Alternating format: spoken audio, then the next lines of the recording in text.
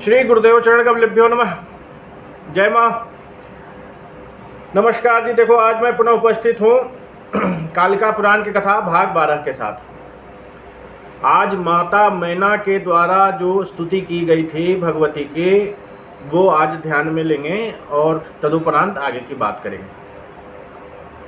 माता जिन्होंने माँ पार्वती को जन्म दिया था, उनकी माता का नाम मैना था और उन्होंने 27 वर्षों तक अष्टमी का व्रत करके नवमी को भगवती की विशेष पूजा अर्चना की कई तरह की चीज़ों से, और तदुपरांत उन्हें भगवती प्रत्यक्ष होकर दर्शन देती हैं। तो इस दौरान जो उन्होंने स्तुति की थी, आज मैं उसको यहाँ पे ध्यान में लेता हूँ। प्रेरयन्तीं जगद्धामा चंडिकां लोकधारिणीं प्रणमामि जगद्धात्री सर्वकामार्थ साधनीं नित्यानंदा ज्ञानमयी योग निद्रा जगत प्रसूं प्रणमामि शिवा शुद्धां विधि शौरी शिवात्मिकां मायामयी महामाया भक्त शोका विनाशिनीं कामस्या वनितां भद्रां नमामि त्वां चित्तिस्मां। तो देखो, ये स्तुति बहुत लंबी है, लेकिन मैंने सिर्फ 5-6 लाइनें यहाँ पे आपको सुनाया। उसका हिंदी भी मैं बताता हूँ। संपूर्ण जगत को प्रेरित करने वाली, लोक को धारण करने वाली, सब कामनाओं की तथा अथवा सभी की कामनाओं को पूर्ति करने वाली, जगत का पालन करने वाली चंडिका देवी को मैं प्रणाम करती हूँ। ये माता मैना बोल रही हैं।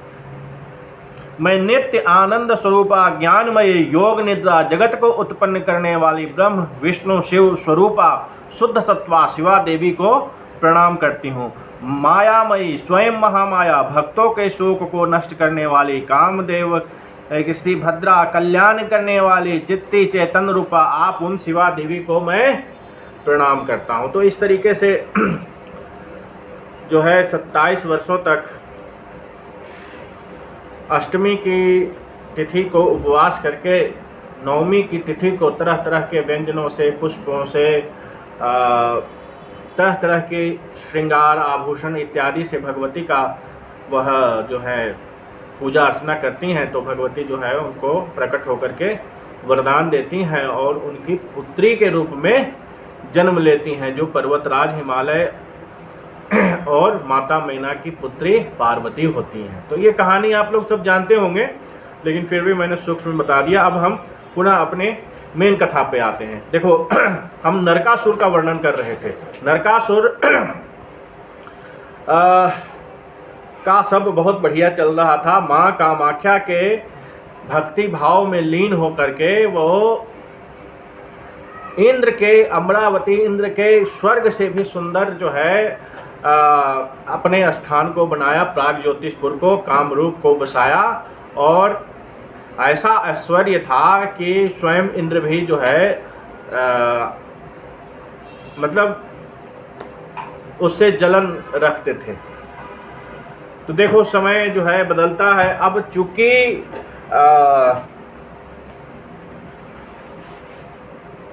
चूंकि वो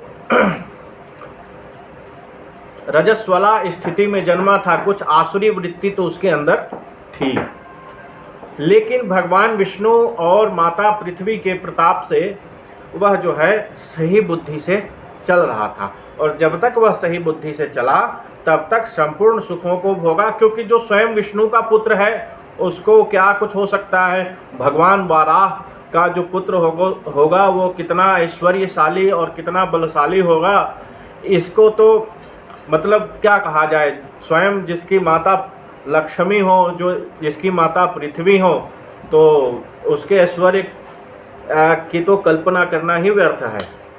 तो यहाँ बात आती है कि समय जो है बदलता है और उसकी आसुरी वृत्ति धीरे धीरे जो है अंकुरित होना शुरू होती है, और समय ने उसको एक मित्र दिया जिसका नाम था बाणासुर। बाणासुर की कथा आप लोगों ने सुनी होगी, इसके बारे में मैं भी थोड़ा सा बताऊंगा बाद में। तो बाणासुर से नरकासुर की मित्रता होती है। अब नरकासुर की बाणासुर से मित्रता होती है, तो वो कहते हैं ना, संगत से गुण होते हैं, संगत से गुण जात, जैसा संग करोगे वैसा गुण और अवगुण आपको प्राप्त होगा। तो इसलिए व्यक्ति को चाहिए कि अच्छी संगत में रहे, संत जनों की, साधुओं की संगत करे। तो बाणासुर की जैसे उसको मित्रता प्राप्त होती है तो उसमें आसुरी वृत्ति जो अंकुरित हो रही थी वो प्रस्फुरित होती है, वो धीरे धीरे बढ़ने लगती है और यहीं से उसके पतन का प्रारंभ शुरू होता है। तो जो प्राग ज्योतिषपुर और कामरूप क्षेत्र का राजा नरकासुर था, अब उसको तो भगवान ने स्वयं वरदान दिया था कि तेरे इस स्थान पे देवता भी तुम्हें नहीं हरा सकते। तो अब सोचो उसमें अहंकार कैसा होगा। तो बाणासुर से जैसे ही मित्रता होती है वो ब्राह्मणों से द्रोह करने लगता है, वो साधु सन्यासियों से द्रोह करने लगता है। और इधर एक घटना होती है नियति के वश, माँ कामाख्या के पूजन में भी धीरे धीरे उसका मन जो है उससे विरक्त होने लगता है, मतलब उचटने लगता है। क्योंकि देखो कई बार जो साधक गण हैं इस चीज़ से बड़ी अच्छे से परिचित होंगे कि साधना करते करते समय एक ऐसी स्थिति आती है जब कभी कभी आपका मन बिल्कुल उचट जाता है, आदमी जो है अपने पूजा पाठ छोड़ देता है, सब कुछ छोड़ देता है। तो इसी समय गुरु की जो है आवश्यकता होती है, गुरु जो है इस चीज़ों को काबू करते हैं, संभालते हैं। तो इसी तरीके से नरकासुर का मन भी धीरे धीरे माँ कामाख्या की भक्ति से उचटने लगता है। माँ कामाख्या की भक्ति वो छोड़कर इधर उधर चीज़ें करता है, साधु संतों को सताना शुरू करता है, ब्राह्मणों से द्वेष रखना शुरू करता है। भाग्यवश क्या होता है कि ब्रह्मा जी के पुत्र महर्षि वशिष्ठ जो हैं वो माँ कामाख्या का दर्शन करने के लिए कामरूप आते हैं। अब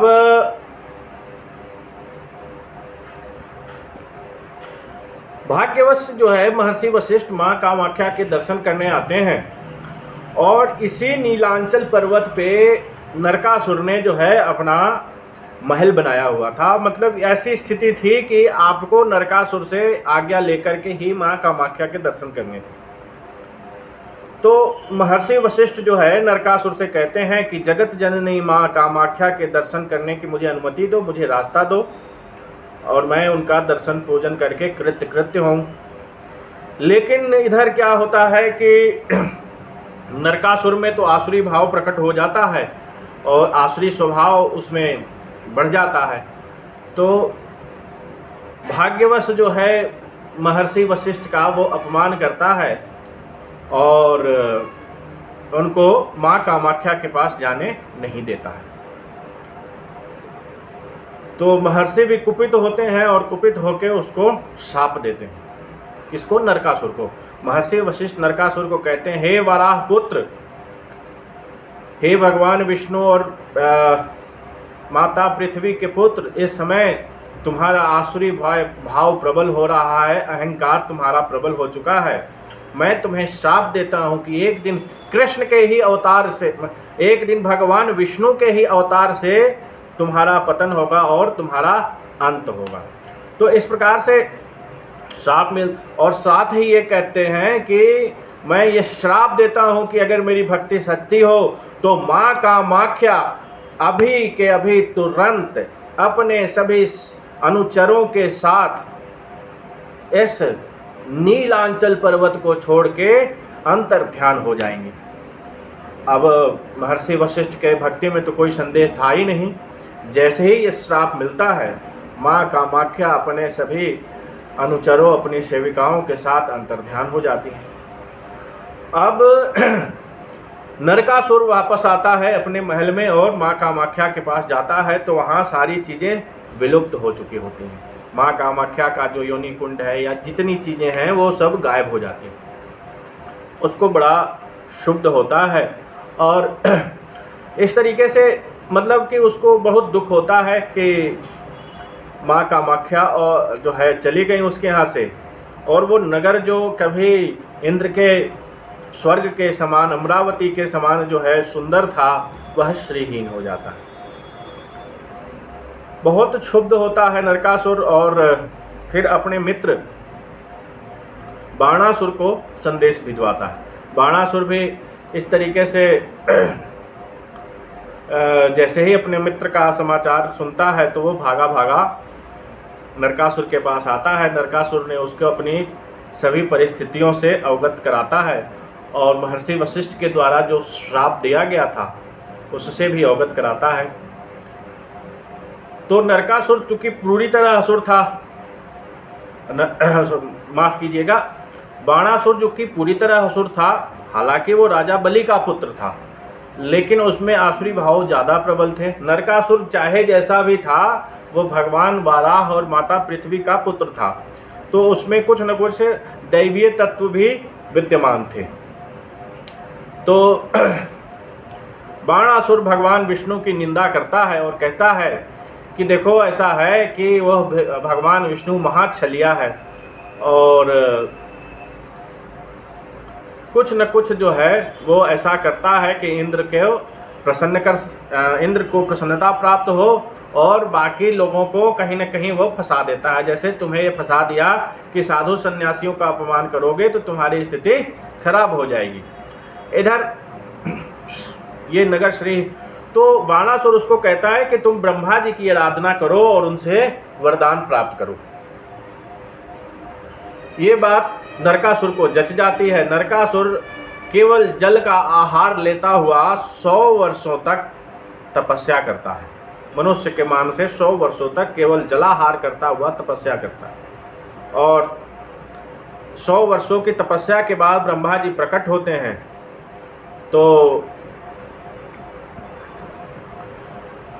तो उनसे यह वरदान मांगता है कि हे देव, और वो बोलता है भगवान ब्रह्मा जी से कि हे देवताओं में श्रेष्ठ, एक वर आप मुझे यह दें कि देवता, राक्षस, असुर सभी गंधर्वादी देव योनियों में उत्पन्न जनों द्वारा मैं न मरूं।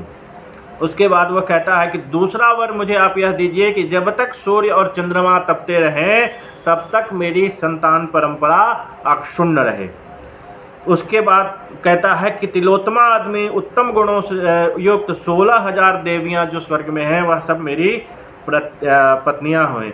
मैं सदैव अजय रहूं और लक्ष्मी माता कभी भी मेरा परित्याग ना करें, मेरा हमेशा माता लक्ष्मी मेरे साथ रहे। मतलब कहने का मतलब मैं ऐश्वर्यवान हूँ।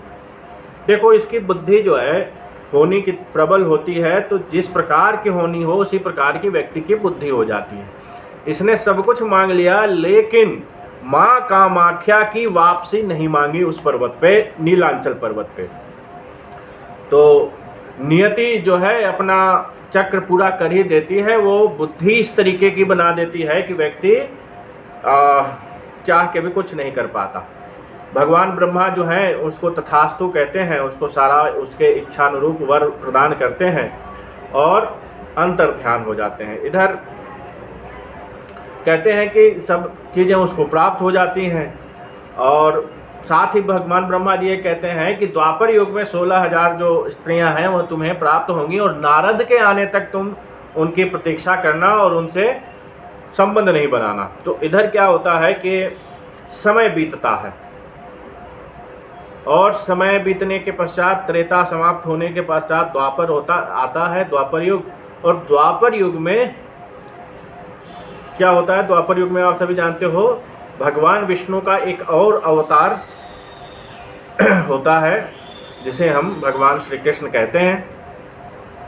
और भगवान श्री कृष्ण का अवतार होता है तो उससे पहले क्या होता है कि धीरे धीरे आसुरी वृत्ति जो है संधि काल में वो बढ़ती जाती है और अनेक असुर जो हैं पृथ्वी का भार बढ़ा देते हैं। करीब करीब 8 लाख ऐसे असुर उत्पन्न हो जाते हैं जो पृथ्वी का भार बढ़ाते हैं और वहाँ पृथ्वी त्राही त्राही करने लगती है। जब वह सहन नहीं कर पाती तो भगवान विष्णु के पास जाती हैं और वो कहती हैं कि मेरी इन दैत्यों से मेरी रक्षा कीजिए, मैं उनके पापों का, उनके शरीर का भार सहन करने में असमर्थ हो रही हूँ और वो चलते हैं तो मेरी स्थिति डगमग करती है। अब उनके कुछ इस प्रकार से नाम है वो मैं सुना देता हूँ। बलि का पुत्र बाण, जिसको मैं बाणासुर अभी कह रहा था, वीर वरंकस, धेनुक, अरिष्ट, प्रलम, सुनामान, मुरु, शाल, पहलवान चाणूर, मुष्टिक, महाबली जरासंध, नरक, हयग्रीव, निशुंद, सुंद, विरूपाक्ष, पंचचन, हिडिंब, बलवान बकासुर, जटासुर, किमीर, अनायुध, अलम्बुश, शौभ, जरासंध, वानरद्वित, महादैत्य श्रुतायुध, शतायुध, श्रृंगी ऋषि के पुत्र सुबाहु, अतिबाहु, कालकंज और हिरण्यपुर निवासी अन्य जो जितने दैत्य हैं उनके भार से मैं संतप्त हो रही हूँ, मुझे कष्ट हो रहा है। तो भगवान विष्णु आप मुझे इन दैत्यों से मुक्त करिए। तो भगवान विष्णु जो है कहते हैं कि ठीक है, और वो इन दैत्यों से पृथ्वी को मुक्त करने के लिए, माता पृथ्वी का भार कम करने के लिए ही उनका ये कृष्ण का अवतार होता है। अब कृष्ण का अवतार होता है तो धीरे धीरे जो है कंस आदि जन्म लेते ही मतलब धीरे धीरे जो है जन्म लेते ही उन्होंने वध करना शुरू किया राक्षसों का, और उसके बाद धीरे धीरे वध करते हुए, कंस आदि का वध करते हुए, जरासंध से कितनी बार युद्ध किया उन्होंने, अंत में जरासंध को भी उसका भी वध कराया। और इस तरीके से सारी चीज़ें ये घटना घटती है। इधर इस बीच क्या होता है कि जब वह देवताओं के लिए अबध्य हो जाता है, हम थोड़ा सा पीछे चलते हैं, तो जब नरकासुर देवताओं के द्वारा अबध्य हो जाता है तो बाणासुर ने उसको कहा कि तुम राक्षसों का, दैत्यों का साम्राज्य स्थापित करो और स्वर्ग पे आक्रमण करो। तो इधर क्या होता है कि सभी दैत्यों को एकत्रित करके नरकासुर देवराज इंद्र पर आक्रमण करता है और देवराज इंद्र को स्वर्ग से हटा देता है और उनके कई चीज़ों का हरण कर लेता है। माता अदिति के कुंडल आदि का हरण कर लेता है, वरुण देवता के कई चीज़ों का हरण कर लेता है। तो इस तरीके से इन सब को देवताओं को संतप्त करता है नरकासुर। तो इन जब भगवान श्री कृष्ण द्वारिका पहुंच जाते हैं, मतलब ये सारी घटना, अब देखो हम उसमें नहीं जाएंगे, भगवान कृष्ण वाला जो सिस्टम है सारा कुछ महाभारत आदि का, तो हम उसमें नहीं जाते हैं। हमने जो है सीधे द्वारका हम पहुंच रहे हैं। भगवान जो है श्री कृष्ण द्वारका में अपना नगर बसाते हैं, ये सब लोग जानते हैं। तो भगवान इंद्र जो है भगवान कृष्ण के पास जाते हैं और उनसे कहते हैं कि ये नरकासुर जो है हमें संतप्त कर रहा है और सभी देवी देवताओं को संतप्त कर रहा है, तो आप इसका उद्धार कीजिए। इधर माता पृथ्वी ने भी प्रार्थना की थी कि मुझे दैत्यों से निजात दिलाइए, मैं इनके भार को सहने में असमर्थ हो रही हूँ। भगवान प्राग ज्योतिष की ओर प्रस्थान करते हैं। भगवान गरुड़ध्वज अपनी पत्नी सत्यभामा के साथ भगवान प्राग ज्योतिषपुर के लिए प्रस्थान करते हैं। प्राग ज्योतिषपुर प्रस्थान करके वहाँ पे अपने सेनाओं के साथ पड़ाव डालते हैं और पश्चिमी द्वार से आक्रमण करते हैं और धीरे धीरे वहाँ पे कई हजार और कई लाख दैत्यों का वध करते हैं अपने सुदर्शन चक्र से। और फिर आगे बढ़ते हुए उनका जो है युद्ध नरकासुर से होता है। अब नरकासुर भगवान विष्णु कृष्ण को जब सामने खड़ा देखता है तो वह देखता है कि माँ कामाख्या भगवान कृष्ण के पीछे खड़ी हैं और जैसे ही वो माँ कामाख्या का दर्शन वहाँ करता है उसकी बुद्धि खुलती है। उसकी बुद्धि में आता है कि वशिष्ठ जी के द्वारा श्राप दिया गया था और यह कोई और नहीं स्वयं विष्णु है और मेरे पिता हैं। तब जब वह समझ लेता है कि ये स्वयं विष्णु मेरे पिता ही मुझे मारने के लिए आए हैं, तो फिर वो समझ लेता है और अंत में वो कहता है ठीक है, अब जैसे ही अब काल आ गया है तो मैं अपनी मृत्यु को प्राप्त करता हूँ। और इस तरीके से भगवान कृष्ण और नरकासुर में युद्ध होता है। भगवान श्री कृष्ण जो है उसको अपने सुदर्शन चक्र से उसको दो भागों में विभक्त कर देते हैं और उसके पश्चात जो है वहाँ पे अब चूँकि ये पुत्र तो उनका ही था तो अपने पौत्र को मतलब पोते को वहाँ पे अभिषिक्त कर करके वहाँ का राजा बना करके, चूँकि उनको वरदान है कि सूर्य चंद्रमा जब तक रहेंगे तब तक नरकासुर के वंश का कभी नाश नहीं होगा। तो नरकासुर का वंश अभी भी चल रहा है, इसका मतलब ये है भगवान विष्णु। तो उस तरफ के जो क्षेत्र के जो वो लोग हैं, नरकासुर का वंश अभी भी चल रहा है। अब बाकी मैं इसमें ज़्यादा नहीं जाना चाहूँगा ताकि विवाद हो जाए। तो कहने का मतलब ये है कि वहाँ पे उसको अभिषिक्त करके भगवान वापस चले आते हैं और इस तरीके से माँ कामाख्या पुनः वहाँ स्थापित होती हैं। तो ये घटना होती है। अब इधर समय के साथ हम दूसरी तरफ बढ़ते हैं। अभी हमने जो ध्यान सुनाया था कि दक्ष यज्ञ हुआ, माता सती ने दक्ष यज्ञ में अपने प्राणोत्सर्ग किए और उसके पश्चात 27 वर्षों तक माँ मैना जो है हिमालय पर्वत राज हिमालय की पत्नी अष्टमी का व्रत करके नौमी तिथि को अनेक चीज़ों से उनकी पूजा करती हैं और